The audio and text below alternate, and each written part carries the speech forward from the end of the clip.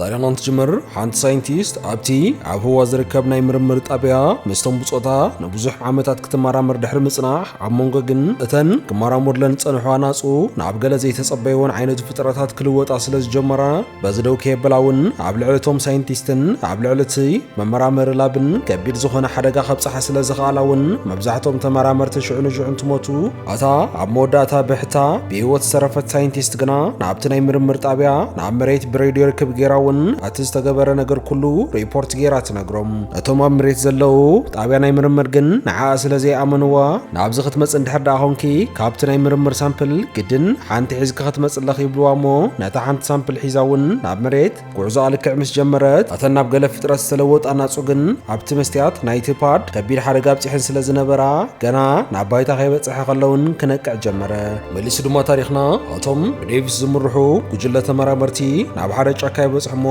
ኣብቲ ጫካውን በዝሒ ዘለዎም ኣህባይ ይረኸቡ። እቶም ኣህባይ እውን ኣዝዮም ገጀፍቲ ስለ ዝነበሩ ኩሎም እንትፈርሑ ካብኣቶም እቲ ሓደ ግን ፍርሑ ምቁጻር ስለ ዝኣበዮ ሽዑ ንሽዑ ክሃድም ጀመረ። ካብቶም ኣህባይ እውን እቲ ሓደ ረኪቡ ልክዕ ከቐትሎ እንትብል እቲ ጆርጅ ዝተባሃለ ጻዕዳ ህበይ እውን ኣርኪቡ ነቲ ህበይ ደፍኦ እሞ ነቲ ተመራማራይ እውን ካብ ሞት ከትርፎ ኻለ። ኣብ ሰዓት እዚ ነይሩ እቶም ተመራመርቲ ሓደ ነገር ተረዱ። ተራ ህበይ ዘይኮነስ ብዴቪስ እንዳሰልጠነ ካብ ህፃኑ ዝዓበየ እንትኸውን ናይ ምልክት ቋንቋ ጥራሕ ዘይኮነ ለሚዱስ ከመይ ገይሩውን ደቂ ሰባት እንዳቀለደ ከስሕቅ ከም ዝኽእል ከይተረፈ እዩ ተማሂሩ ነይሩ። ድሕሪ እዚ እውን ኩሎም ኣግራሞቶም ወዲኦም ናብ ስርሖም ይምለሱ እሞ ቀትሪ ሙሉእ እንዳሰርሑ ውዒሎም ልክዕ ምስ መሰየ ግን ገለ ተወርወርቲ ነገራት ካብ ሰማይ ናብ ባይታ ይወድቕ ከም ዘሎ ይርዩ።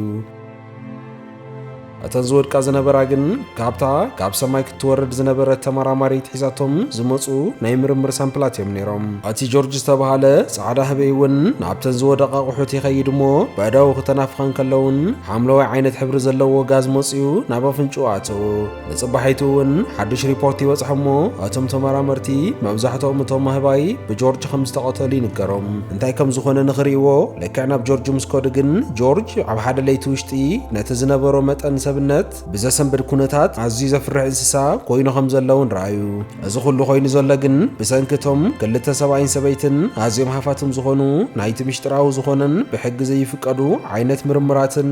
ኣብ ጠፈር ንኽካየዱ ምሉእ በጀት ዝህቡ ዝነበሩ ክልተ ሃፋትም ፍቑራት እዮም ነይሮም። ዋና ዓላማ ናይቶም ክልተ ሰብኣይን ሰበይትን እውን ዝተፈላለዩ እንስሳታት ገለ መድሓኒት እንዳሃብካ እንድሕር ደኣ ናብ ሓደገኛ እንስሳ ክትልውጦም ክኢልካሲ እዚ ፕሮጀክት እዚ ናብቶም ሚሊተሪ ከይሸጠልኩም እንተልካዮም ዝሓተትካዮም ዓይነት ገንዘብ ሕራ ኢሎም ከም ዝህቡ ዘየጠራጥር ኢሎም ይሓስቡ ስለ ዝነበሩ እዩ። በቲ መድሓኒት እውን ብዙሓት እንስሳታት ተለኺፎም ክኾኑ ከም ዝኽእሉ ስለ ዝተጠራጠሩ እውን በዝሒ ዘለዎም ዕጡቓት ናይ ኮማንዶታት እውን በታ ሄሊኮፕተር ገይሮም ዳህሳስ ንኸካይዱ ናብቲ ጫካ ሰነይዎም። ኣብዚ መንጎ እዚ ነይሩ ሓንቲ ኬት ዝተባሃለት ተመራማሪት ስነ እንስሳ ብዛዕባ እቲ ጉዳይ ብዜና ትሰምዕ እሞ እዚ ጉዳይ እንድሕር ደኣ ሓቂ ኮይኑ እውን ኣዝዩ ሓደገኛ ዝኾነ ሽግር ክፈጥር ከም ዝኽእል ትርዳእ ስለ ዝነበረት እውን ኣዝያ ሰንበደት። ናብቲ ጆርጅ ተዓፂዎ ዝነበረ ተኸይድ እሞ ንዴቪስ ረኺባውን ብዛዕባ እቲ ጉዳይ ክተብራህርህሉ ትጅምር። እዚ ጉዳይ እዚ ኣዝዩ ሓደገኛ ሳይንስ እዩ። ኣነ እውን ኣብቲ ኣካል ምርምር ስለ ዝነበርኩ ኣጸቢቐ ዝፈልጦ ብቕልጡፍ እውን እንድሕር ደኣ ገለ መፍትሒ እንተዘይጌርና እዚ እንስሳ እዚ ናብ ኣዝዩ ሓደገኛ ዝኾነን ደቂ ሰባት ክንቆፃፀሮ ዘይንኽእልን ዓይነት ይኽልወጥ ኢላ እውን እቲ ጉዳይ ግዜ ዘይህብ ከም ዝኾነ ክተረድኦ ፈተነ እንዳገበረት እያ ነይራ። ኣብዚ መንጎ እዚ ግን ጆርጅ ጉልበቱ እንዳዓበየ ስለ ዝኸደ ካብቲ ዓፂሞ ዝነበሩ ሓፂን ሰይሩ ብምውፃእ እውን ትጅምር እቶም ኣባላት ሚሊተሪ ኣብ ሄሊኮፕተር ኮይኖም ዝተፈላለዩ መደንዘዚ ሲሪንጋታት ተኩሶም ይሃርምዎ እሞ ውንኡ ስሒቱ ኣብቲ ባይታ ይወድቕ። ኣብ ሰዓት እዚ ነይሩ ሓደ ራሰል ዝተባሃለ ኣባል ናይ CIA ከም ዝኾነ ንዓርሱ ገሊጹ ነዚ ጉዳይ እዚ ይግበር ከም ዘሎ ብምሽጥር ሓበሬታ በፂሕና ስለ ዝነበረ ክትትል ካብ ንገብር ጸኒሕና ኢና ኢሉ ንኬትን ንዴቪስን እውን ኣብ ትሕቲ ቀይዲ ውዒሉ ነቲ ህበይ እውን ንመንግስቲ ኣሜሪካ ከም ኤቪደንስ ክነቕርቦ ኢና ኢሉ ኩሎም እውን ኣብ ሓንቲ ገጃፍ ኣንቶኖቭ ዝዓይነታ ናይ ሚሊተሪ ኤርፕሌን እውን ኣደየቦም። ናዚ ምርምር እዚ እቶም ሰብ ዋና ናይዚ ምሽጥራዊ ምርምር ዝኾኑ ክልቲኦም እውን እንታይ ኢና ንገብር ኢሉ እቲ ሰብኣይ ተጨኒቖም ስራየቶ ሰበይቱ ከም ዝኽበለቶ እዚ ጉዳይ ካብ ቁፅፅር እንተወፂ ኢለ ዝሓሰብክዎ ስለ ዝነበረ ሓደ መፍትሒ ኣለኒ። እቲ መፍትሒ እውን ኣብ ሕድሕድቶም ናብ ከምዚ ተለዊጦም ዘለዉ እንስሳታት እውን ብናትና እንቴና ክንቆፃፀሮ ንኽእል ሆርሞን ስለ ዘለዎም ንዕኡ እንድሕር ደኣ ወሊዐዮ ብቕልጡፍ ኩሎም ናብ ዝናትና ቢሮ ይመፁ እሞ ኣብዚ እውን ነንዓርሶም ከም ዝቃተሉ ክንገብሮም ንኽእል ኢና ትብሎ እሞ ሽዑ ናታ አንቴናውን ተዘርግሖሞ ናታ ሲግናሉን ከተሰራጨው ትጅምር ኩሎም አባይታ ይሆነ ባሕር ዝነበሩ በዚ መድሓኒት ዝተለወጡ እንስሳቱን ሽዑ ካብ ዝነበሩ ከተአኸቡ ጀመሩ እትገጅፍ ህበይ ጆርጅን ከይተረፈ አብታ ፕሌን ናታ ተአሲርዎ ዝነበረ በጣጢሱ ናታ ፕሌን ክሰባብራ ስለዝጀመረ ዴቪስን ኬትንውን በሓባር ምስቲ አባል CIA ዝነበረ በፓራሹት ህይወቶም ተትርፉ እቲ ህበይ ግን በቀጥታ ከምቶም ካልኦት እንስሳት ናብቲ ዋና ምርምር ጣብያውን ከምርሕ ጀመረ ኣብ ሰዓት እዚ ነይሩ ኣብ መንጎም ካብ ምትሕባር ወፃኢ ካልእ መማረፂ ዘየለ ይመስል እቲ ብትሕቲ ቀይዲ ዘውዕሎም ዝነበረ ኣባል CIA እውን ከመሓዞም ክኸውን ጀመረ ብሓባር እውን ኣብቲ ከባቢኦም ዝነበረ ናይ ሚሊተሪ ስቴሽን እንተኸዱ እቶም ኣባላት ሚሊተሪ እውን ብድሮን እንዳገበሩ ናቶም ኣራዊት ይቆፃፀርዎም ከም ዘለውን ክልቲኦም እውን ተኹላን ህበይን ተሰማሚዖም ከም ዘይፈልጡን ብሓባር ግን ናብ ሓደ ቦታ ክኸዱ ከለዉ እንድሕር ዳኣ ዘርኢና ንሶም ከይተፈለጦም እንዳሰሓበ ናብ ዝኾነ ቦታ ይወስዶም ከም ዘሎ ግልፂ እዩ በልዎም ሽዑውን ወላኳ ቀተሉ እንተተገቦም እቶም ኣባላት ሚሊተሪ ግን ስጉምተይ ንወስድን ኢሎም ነቲ ጉዳይ ንኽከታተልዎ ይውስኑ ኣብ ሰዓት እዚ ነይሩ ክልቲኦም ዴቪስን ኬትን እውን ካብቲ ከባቢ ምሊጦም ናብቲ ዋና ቤት ጽሕፈት ናይቲ ምርምር ብምኻድ ነቶም እንስሳት ክቐትል ይኽእል እዩ ዝብልዎ ኬሚካል እውን ክሰርቁ ወሰኑ ነታ ሄሊኮፕተር እውን ተሓቢኦም ሰሪቖም ክወስድዋ ልክዕ እንትብሉ ራሰል ናቦም ይመጽእ እሞ ነታ ናይቲ ሄሊኮፕተር ቁልፊ እውን ሽዑ ምስሓቦም ሞተር ናይታ ሄሊኮፕተር ኣበጊሶም እውን ጉዕዞም ጀመሩ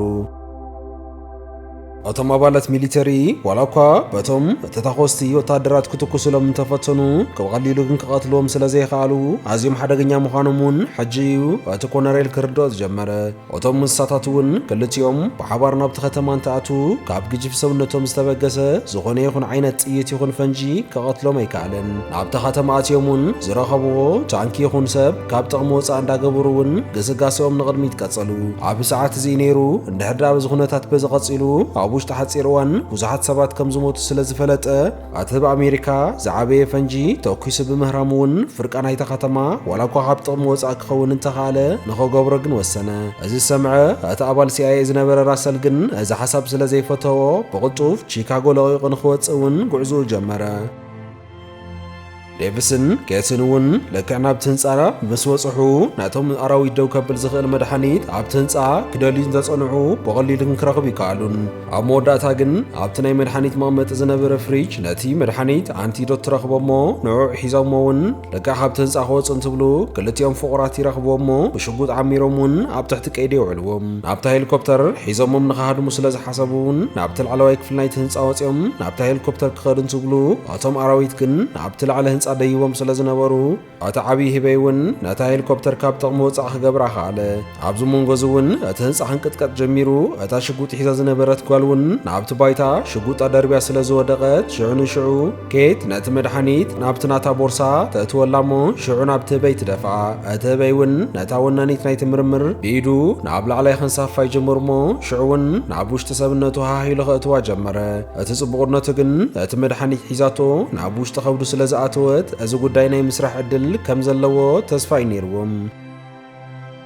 ከምቲ ንሶም ተስፋ ዝገበርዎ እውን ኣብቲ ህበይ ኣትዩ ዝነበረ መድሓኒት ስለ ዝሰርሐ እውን ጆርጅ ናብ ቡኑ ተመለሰ ነቶም ሚሊታር እውን ነቲ መጥቃዕቶም ደው ንኸብሉ ኢሎም ንኽነግርዎም ጉዕዞኦም ልክዕ ተጀምሩ እቲ ገጅፍ ተኹላን እቲ ገጅፍ ሓርገፅን እውን ናብቲ ከባቢ መፂኦም ኣብ ልዕሊኦም መጥቃዕቲ ክኸፍቱ ጀመሩ ቀዲሙ ግን እቲ ሓርገፅ ነቲ ተኹላ ቀቲልዎ ስለ ዝነበረ ኣብ መንጎ እቲ ሓርገፅን ኣብ መንጎ እቲ ህበይን ከቢድ ዝኾነ ግጥም ተጀመረ